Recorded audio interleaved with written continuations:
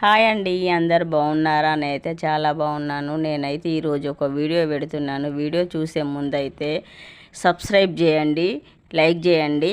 ఈ టెంపుల్ ఎక్కడ అంటే పుట్నూరు జయారం దగ్గర అంకంమెట్టు టెంపుల్ వెళ్తున్నాము, చూడండి.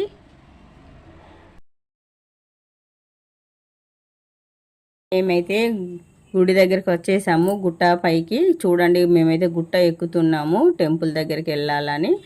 మేమైతే ఫస్ట్ టైం అండి టెంపుల్ దగ్గరికి రావడం. అయితే ఇక్కడైతే జనాలు అయితే చాలామంది ఉన్నారు, భక్తులు అయితే చాలామంది ఉన్నారండి. ఈ చుట్టుపక్క ఊరు వాళ్ళైతే ఈ టెంపుల్ దగ్గరికి వస్తున్నారు. వాళ్ళు ఏంటంటే పంటలు వేసే ముందు ఈ దేవుని దగ్గరికి వచ్చి వాళ్ళు దర్శించుకొని వెళ్తారట. ఎందుకంటే మాకు ఈ పంటలు బాగా పండాలి అని అయితే మొక్కుకొని పోతే వాళ్ళకైతే అంత మంచి జరుగుతుందట.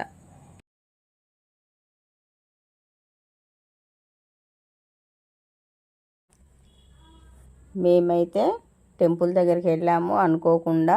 మా బంధువులు అయితే మాకు కలిశారు. మేమైతే అందరం కలుసుకొని మేమైతే టెంపుల్ దగ్గరికి దర్శనానికి వెళ్తున్నాము. అందరం ఫ్యామిలీ అయితే అందరూ వచ్చాము, ఒకరికొకరం అనుకోకుండా కలుసుకున్నామండి.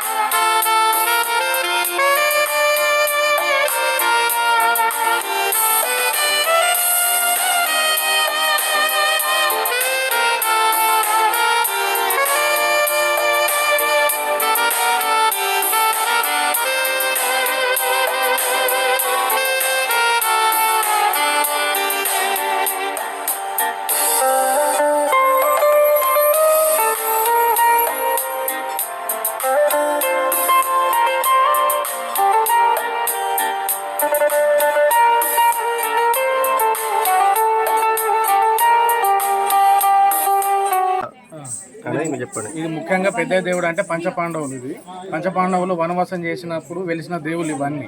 ముఖ్యంగా రైతులు ఎక్కువగా వచ్చి పంటలు మంచిగా పంటలు వండాలని ఎక్కువగా వచ్చి యాటలు మంచిగా కోసుకొని వాళ్ళు మొక్కులు తీర్చుకొని వెళ్తారు. అంటే పంటల స్థితిగతులు, అంటే పంటలు వండుతాయా లేదా, వర్షాలు అంటే పంటలు ఎంత పండుతాయి, అంటే ఏ కాలంలో ఎంత వేసుకుంటే మంచిది, అంటే దాని గురించి ముఖ్యంగా రైతులు వచ్చి తెలుసుకొని వెళ్తారు. అంటే భగవంతుడు మనకు వరాలు ఇస్తాడు, నమ్మకంతో వస్తారు. ఏంటిది జాతర అంటే ఆదివారము గురువారము ఎప్పుడు సాగుతూనే ఉంటుంది ఇక్కడ. ఎప్పుడు అయినా కానీ రైతులు మెయిన్గా రైతులు ముఖ్యంగా వచ్చి వాళ్ళ మొక్కులు చెల్లించుకొని వెళ్తారు. సంవత్సరం మొత్తంలో ఆదివారం గురువారం ఈ 2 వారాలలో మాత్రమే దేవుని వచ్చి ఇక్కడ మొక్కులు చెల్లుతారు. మిగతా వారాల్లో ఒకరు రారు ఇక్కడ. అసలు దేవుడి పేరు అసలు పెద్ద దేవుడేనా? పెద్ద దేవుడు అంటే పంచపాండవులు అంటే దాంట్లో పెద్దోడు కాబట్టి పెద్ద దేవుని పేరు అని వీళ్ళు పిలుస్తారు. చిన్న పెద్ద అంటారు. చిన్న పెద్ద అంటే అది ఇంకొక కాడ వెలిసిన దేవుడు. అది ఇక్కడ పెద్ద దేవుడు ఉంటాడు, అక్కడ చిన్న దేవుడు, అది వేరే కథ ఉంటుంది.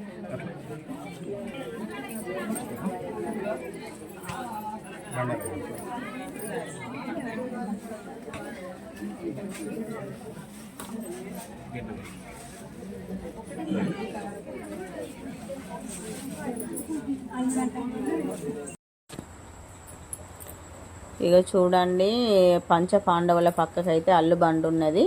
నేనైతే అల్లు బండ కాడికి వచ్చి కూర్చుంటున్నాను, అల్లైతే పట్టుకుంటాను. నా మనసులో కోరిక ఉన్నది, నేను అల్లు పడుతున్నాను. ఆ అల్లు బండనైతే మనము మనసులో కోరిక మనము పాతుకోమంటే పాతుకుంటుంది, మన సమస్య ఓకే లే అంటే లేస్తుంది. ఇక్కడ భక్తులకైతే చాలా నమ్మకం అట. ప్రతి ఒక్కరూ ఆ అల్లు బండనైతే పట్టుకుంటారు, వాళ్ళ సమస్యలు అయితే సాల్వ్ అవుతున్నాయట. అల్లు బండ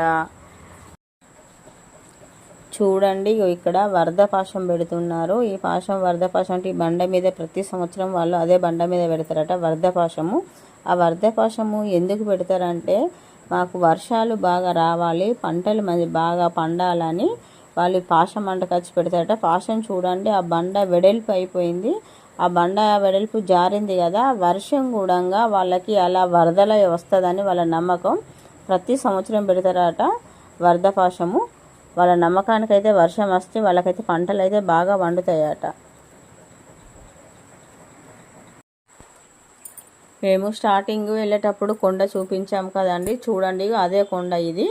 ఆ కొండ మీదకైతే ఎవరైతే వెళ్ళలేరు, ఒక దేవుడు వచ్చిన అతడే మాత్రమే ఆ కొండపైకి వెళ్తాడు. వెళ్ళి అక్కడ జెండా వాతి దేవుడు అక్కడ ఏ ధాన్యం ఉంటే ఆ ధాన్యం పట్టుకొస్తాడట.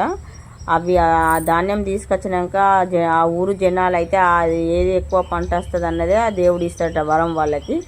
అదే పట్టుకొస్తే వాళ్ళు ధాన్యం వేసుకుంటారట.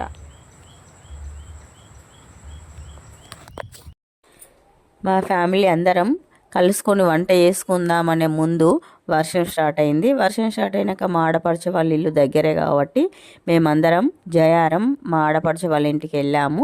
అందరం కలిసి వాళ్ళ ఇంటి దగ్గర వంటలు చేసుకుంటున్నాం.